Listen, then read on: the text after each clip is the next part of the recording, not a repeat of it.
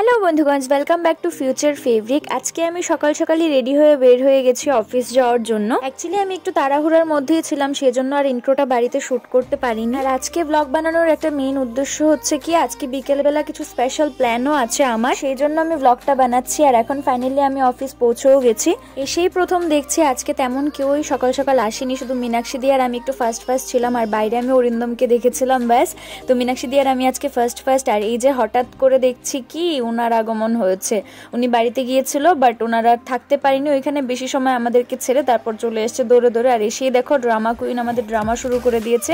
পিছনে অরিন্দম ফোনে কার সাথে জানি কথা বলছিল, আর ইনি আমাদের ড্রামা কুইন। আমার সাথে কিছুক্ষণ একটু টাইম স্পেন্ড করে তারপর আমার কিছু কাজ ছিল, ওইগুলো সেরে আমি মামাকে টাটা করে আবার যাচ্ছিলাম। বাট আমাকে বারবার না করছিল, না তুই যাবি না, আমি তো আজকে এসেছি, এরকম দেখো কিরকম ভাবে মুখ বানাচ্ছিল। বাট তারপর ফাইনালি আমি ওনাকে টাটা করে দৌড়ে আমি এখান থেকে বেরিয়ে যাওয়ার জন্য যাচ্ছি। আর তোমরা গ্যাস করো যে আমি এখন কোথায় যাচ্ছি।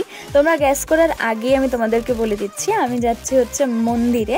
আর মন্দিরে যখনই আমি যাই মানে আমি ভীষণ পরিমাণে এক্সাইটেড থাকি, ভিতরে একটা মিক্স ইমোশন কাজ করতে থাকে কন্টিনিউ, খুবই খুশি লাগে। আর যখনই আমি যাই না আমার যেমন মনে হতে থাকে যে রাস্তা যেন শেষই হচ্ছে না, মানে ভগবান আমাকে প্রচণ্ড পরিমাণে ওয়েট করায় ভগবানের সাথে দেখা করানোর জন্য। আর আমিও ব্যাপারটাকে বেশ এনজয় করি, আমি বুঝতে পারি ভগবান একটু আমাকে মানে তার পাতে পছন্দ করে, তো এটা ভগবানের একটা লীলা।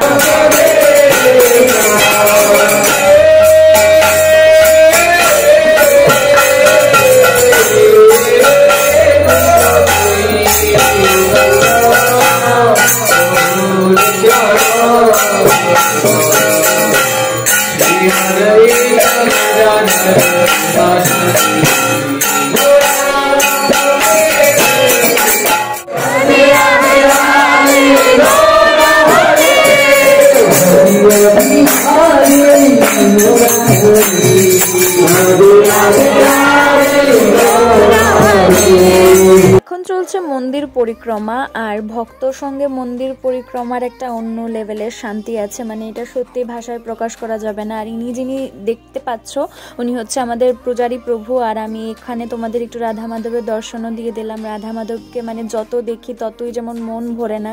আর এদিকে সমস্ত ভক্তবৃন্দরা মিলে আমরা এবার কীর্তন করছি।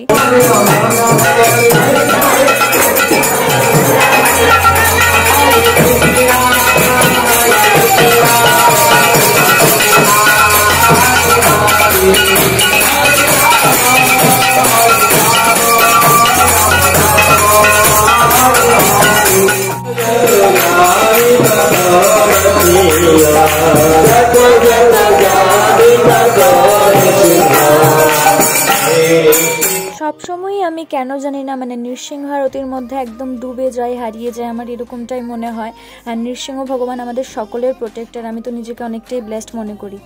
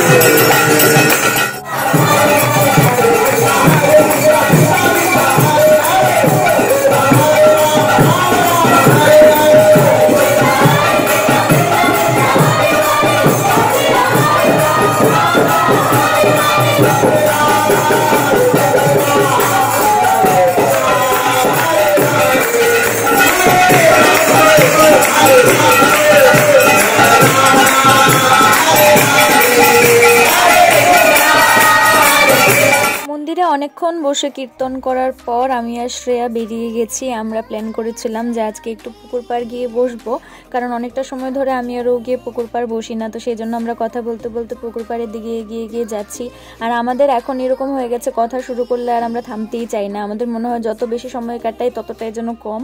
তো সেভাবে আমরা হাঁটতে হাঁটতে পুকুর পাড়ের কাছাকাছি চলে গেছি। আর দূর থেকে দেখো লাইটগুলা ভীষণ মানে অ্যাট্রাকটিভ মনে হয়, এরকম ব্লু লাইটস আমার ভীষণ ভালো লাগে, ব্লু অ্যান্ড পিঙ্কের কম্বিনেশনটা কিন্তু ভীষণ ভালো। আর ও কি যেন একটা বলছিল আমাকে, শুধু ক্যামেরাটা আমার দিকে ঘোরাতে থাকি, সেই ও বলতে থাকে। তো তারপর আমরা ভিতরের দিকে যাচ্ছি, আর যাওয়ার পথেই হঠাৎ করে দেখলাম নীলকান্ত প্রভু আসছে। তো এই যে ইনি আমাদের নীলকান্ত প্রভু মন্দিরে, উনি এখানে হেঁটে হেঁটে মালা করছিল।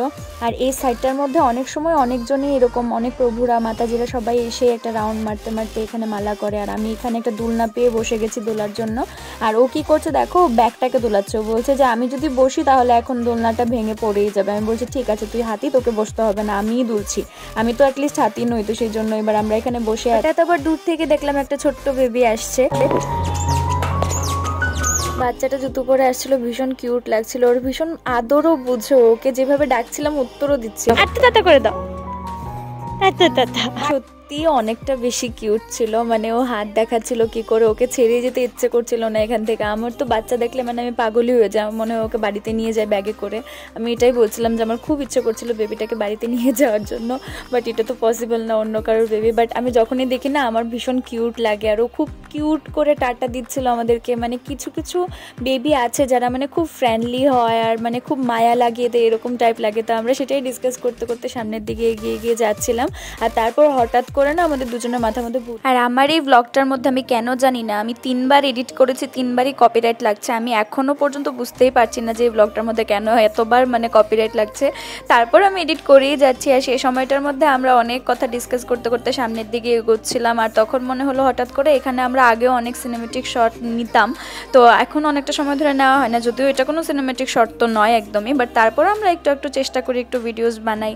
তো এরকম করে ওর হাতের উপর হাত রেখে আমরা এরকমভাবে ভিডিওস বানাচ্ছিলাম। আর ওকেও দেখিয়ে দিচ্ছি তোমাদেরকে আমাদের হিরোইন জানি কি বলছিল একটা, আমার ঠিক খেয়ালও নেই, বাট অনেক বকবক করে, ও অনেক বকবক করে। আর স্পেশালি মানে যখন মনে করো যে আমার কোনো কিছু নিয়ে মন খারাপ থাকবে, তখন তো একমাত্র ওই থাকে যে সারাক্ষণ মানে উল্টো পাল্টো কথা বলে। আমার মানে আমরা ফানি মোমেন্টগুলোকে একদম স্যাড বানিয়ে দিতে পারি, আর স্যাড মোমেন্টগুলোকে একদম ফানি বানিয়ে দিতে পারি।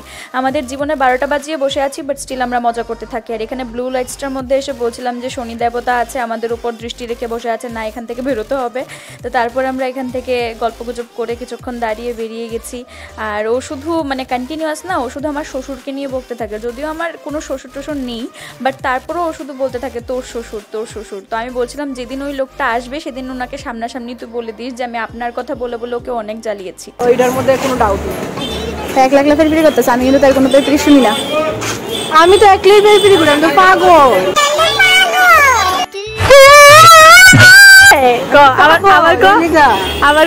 আমি তো পাগল না, তুই রানু মন্ডল, তুই কি তা অবভিয়াসলি রানু মন্ডলের বোন, আর তো কিচ্ছু না। আর একটু পাগল এটা আছে না মিমটা যে আসলে কি হয়, আমি সহজে কারোর সাথে মিশি না, যাদের সাথে মিশি তারা আমার মতন শয়তান। হ্যাঁ ঠিক সেম। দাঁড়া কাটা দিয়ে যা, আয় চাঁদ মামা টি দিয়ে যা, চাঁদের কপালে যা টি দিয়ে যা। Tata tata tata tata tata. আমার এই আই কার্ডটা কাইন্ড অফ মঙ্গলসূত্র হয়ে গেছে আমার লিগা। আমি এটা মানে পড়তে সময়ও আমার বিলা জায়গা, আর পড়লে একবার খুলতেও বিলা জায়গা। আমি কোন সময় অফিস থেকে বাইরে স্টিল এটা আমার অক্ষণ অব্দি গলার মধ্যে ঝুলতাম। অ্যান্ড ফাইনালি আমি বাড়িও চলে যাচ্ছি। আমার এরকম ছোট টাইপের কিছু কিছু ভিডিও বানাতে খুব ভালো লাগে, আর তোমাদের সাথে শেয়ার করতেও খুব ভালো লাগে। আশা করছি আজকের ভিডিওটাও তোমাদের অনেকটাই ভালো লেগেছে। ভিডিও ভালো লেগে থাকলে please do like share subscribe to future fabric. আর কোন পার্টটা সবচেয়ে বেশি ভালো লেগেছে কমেন্ট করে অবশ্যই জানাবে। তোমাদের সাথে দেখা হচ্ছে নেক্সট ব্লগে খুবই তাড়াতাড়ি। ততক্ষণ পর্যন্ত ভালো থাকবে, stay positive. Hare Krishna, chant Hare Krishna, and be happy. জয় জগন্নাথ।